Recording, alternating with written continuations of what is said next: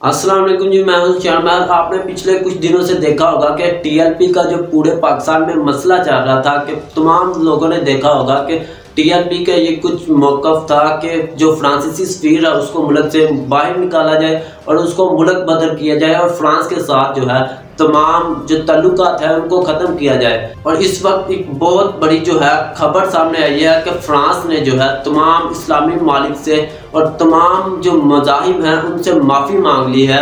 ये जो माफ़ीनामा है ये कोई छुपा हुआ नहीं है, उन्होंने ये ट्वीट करके पूरी दुनिया के सामने माफ़ी मांगी है। और ये जो ट्वीट की गई है ये इंग्लिश और उर्दू दोनों में मौजूद है। उन्होंने पाकिस्तान के अलावा तमाम लोगों से, तमाम मज़ाहिब के लोगों से माफ़ी मांगी है।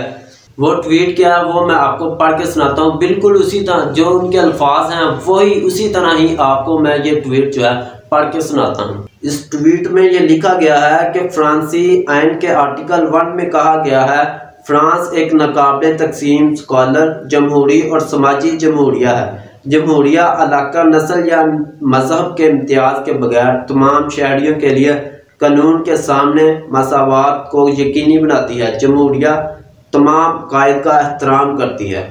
आप देखें ये जो आखिरी लाइन है कि जमहूरिया तमाम अकायद का जो है एहतराम करती है। इसका मतलब क्या है? इसका मतलब यह है कि हम जो है तमाम जो मज़ाहिब के लोग हैं उनका एहतराम करते हैं, उनको बाकायदा तौर पर हम पूरी जो है वो हिफाजत और तहफ़्फ़ुज़ फराहम करते हैं, उनके ऊपर जो है कोई भी आंच नहीं आने देते। पहले फ्रांस का यह मौक़िफ़ था कि तमाम लोगों को आज़ादी राय का हक हासिल है, कोई भी शख्स जो है कुछ भी उठ कर कर दे हम उसके खिलाफ नहीं जा सकते। लेकिन अब उन्होंने अपना मौक़िफ़ खुद चेंज किया है और ये जो है उन्होंने कहा कि जमहूरियत तमाम अकायद का जो है एहतराम करती है। ये ट्वीट किया कहाँ से गया ये भी आपको मैं बता देता हूँ। ये देख सकते हैं आप, सबसे ऊपर जो लाइन लिखी हुई है फ्रांस इन पाकिस्तान, इसका मतलब क्या है? ये फ्रांस की एम्बेसी जो पाकिस्तान में मौजूद है वहाँ से ट्वीट किया गया। ये जो है उनका ऑफिशियल अकाउंट है और ये ट्वीट जो है फ्रांस की तरफ से की गई है, क्योंकि जो एम्बेसी होती है किसी भी मुल्क की, जो एम्बेसी होती है वो उस मुल्क की नुमाइंदगी करती है। उसके अंदर जो रूल फॉलो किए जाते हैं वो तमाम के तमाम जो रूल्स हैं वो उसी मुल्क के फॉलो किए जाते हैं जिस मुल्क की एम्बेसी होती है। अगर पाकिस्तान में फ्रांस की एम्बेसी मौजूद है तो फ्रांस की एम्बेसी में तमाम वो रूल फॉलो किए जाते हैं जो कि फ्रांस में रूल मौजूद हैं। और जो भी एम्बेसी होती है वो किसी भी मुल्क की जो है नुमाइंदगी करती है, उस मुल्क के जो नुमाइंदगे होते हैं वो यहाँ पर मौजूद होते हैं, वो अपने मुल्क को रिप्रेजेंट करते हैं। पाकिस्तानी एम्बेसी में, पाकिस्तान में अपने मुल्क को रिप्रेजेंट करने के लिए ये एम्बेसी यहाँ पर मौजूद होती है।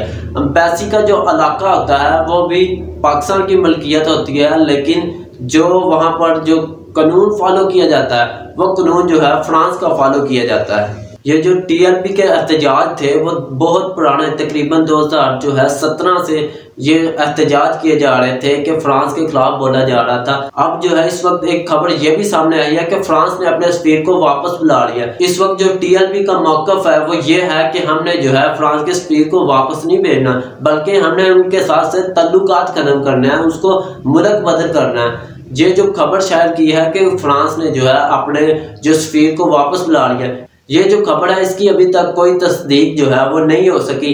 बहुत सी जो न्यूज़ है उन्होंने इसको बाखबर सराय का नाम देकर शायद किया, लेकिन अभी तक इसका जो है कोई मौक़िफ़ जो है उनके ऑफिशियल अकाउंट या कोई हमारी गवर्नमेंट की तरफ से इसकी कोई अनाउंसमेंट नहीं की गई। आप लोगों का इस बारे में क्या ख्याल है कि हमें वापस उसको वापस भेजना चाहिए या मुल्क बदल करना चाहिए? मुझे कमेंट सेक्शन में जाके नीचे ज़रूर बताइएगा।